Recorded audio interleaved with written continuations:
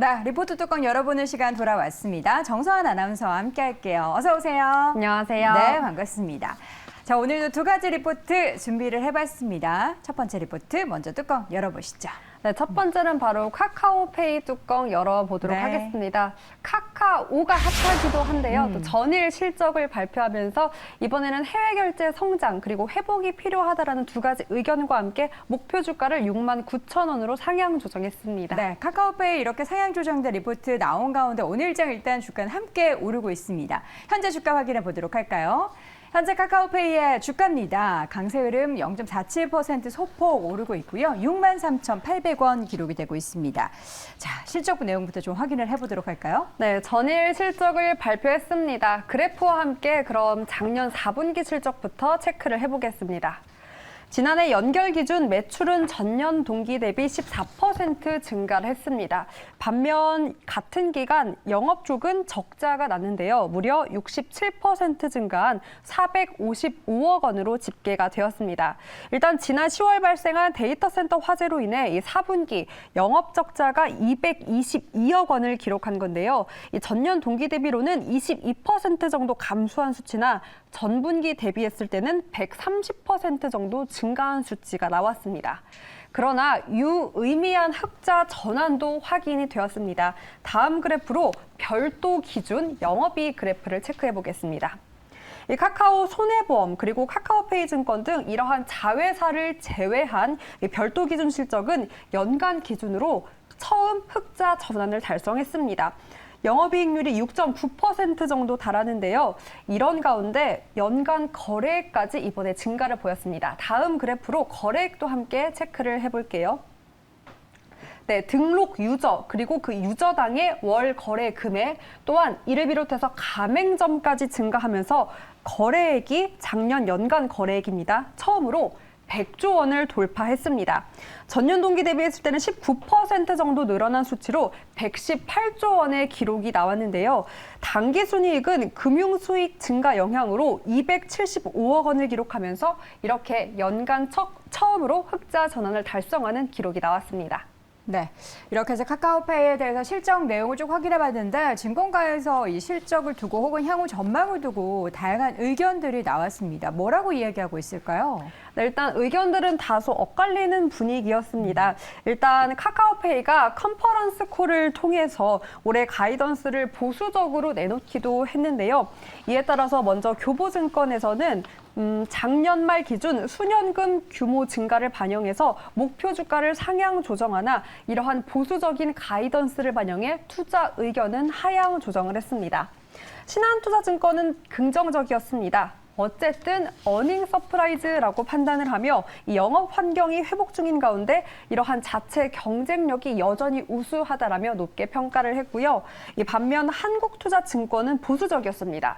일단 아직은 쉽지 않다라는 의견과 함께 영업 손실 규모를 확대하며 컨센서스를 하회했기 때문에 이러한 금융 서비스의 성과 창출이 무엇보다 중요하다라고 강조했고요.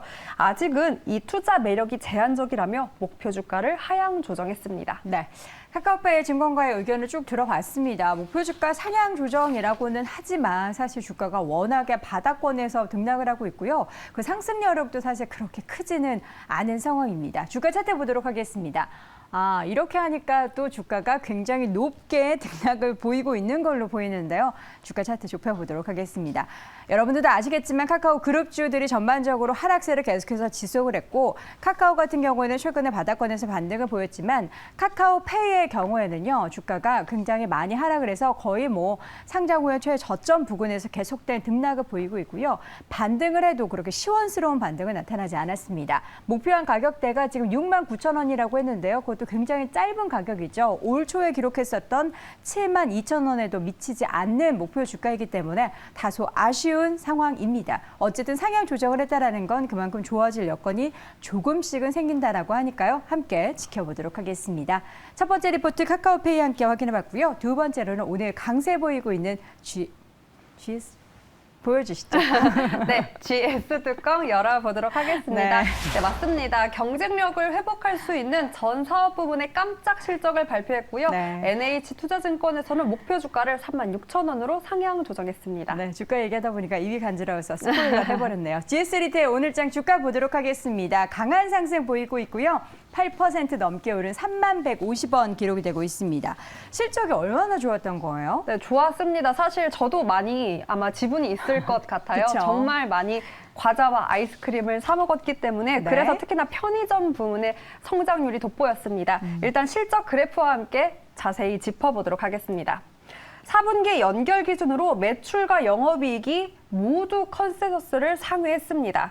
일단 뭐 홈쇼핑이라던가 세금 후 환급 이러한 일회성 이익을 고려해도 양호한 실적이라는 평가를 받고 있는데요.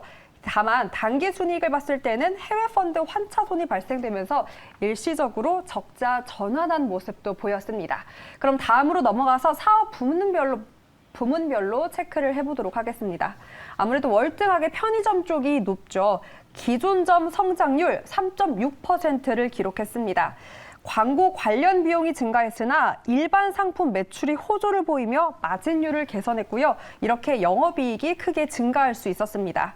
점포 수도 이 작년에 49개, 949개를 달성하면서 목표치를 초과했고요. 올해 목표로는 800점을 제시했다라고 합니다. 넘어가서 슈퍼 부문도 살펴보겠습니다. 슈퍼 부문도 이 4분기 계절 비수기임에도 불구하고 흑자 전환에 성공한 점이 고무적이었고요.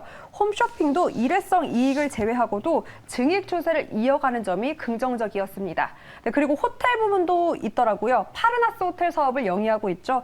이 부분도 연간 700억 원 규모의 영업이익을 기여하면서 긍정적인 실적에 기여를 했습니다. 네, 매출액 비중으로는 사실 굉장히 낮지만 그 상승률로는 굉장히 높은 게 호텔 부문이었고요. 맞습니다. 우리 또 정선 아나운서가 참 많이 애용을 해서 또 편의점 쪽의 매출액이 굉장히 높았습니다. 많이 증가했다라는 것을 확인해 볼 수가 있었습니다.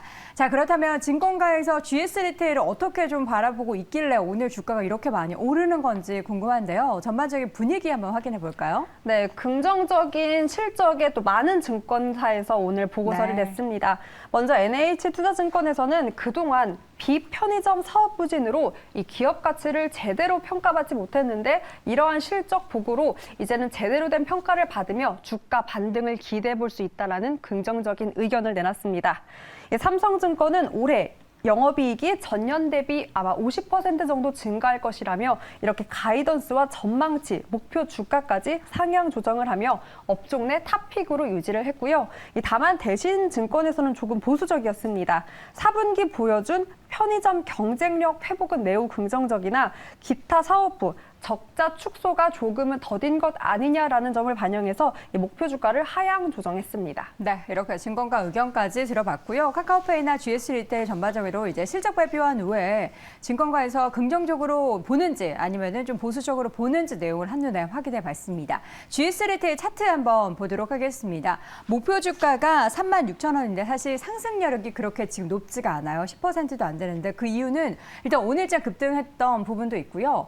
제한적인 성장에 대해서 시장은 좀 보고 있는 것 같습니다. 코로나 이후의 움직임에 대해서 굉장히 기대치를 많이 이전에 주가가 반영이 됐다는 부분도 있는 것 같고요. 단기간에 오는 만큼 목표 주가도 좀 유의미하게 확실하게 올려줬으면 좋겠지만 향후의 전망에 대해서도 약간은 보수적으로 잡은 상황입니다. 최근에 주가 고점 부근에서 등락을 보이고 있고요. 오늘장 일단 주가가 장대 양봉을 보이고 있기는 하지만 과연 이 장대 양봉 이후에 주가가 추가적으로 시원하게 오를 수 있을지 여부는 시장의 관심이 얼마나 더 뜨거울지 아니면은 관심에서 외면이 될지 그 여부에 좀 달린 것 같습니다. 목표 주가는 상승 여력이 크지는 않지만 앞으로도 계속해서 기대할 부분도 있다라는 점은 함께 체크해 주시기 바랍니다. 자, 이렇게 해서 오늘 GS리테일까지 두 번째 리포트 뚜껑 열어봤고요. 오늘도 정서한 아나운서와 함께했습니다. 고맙습니다. 고맙습니다.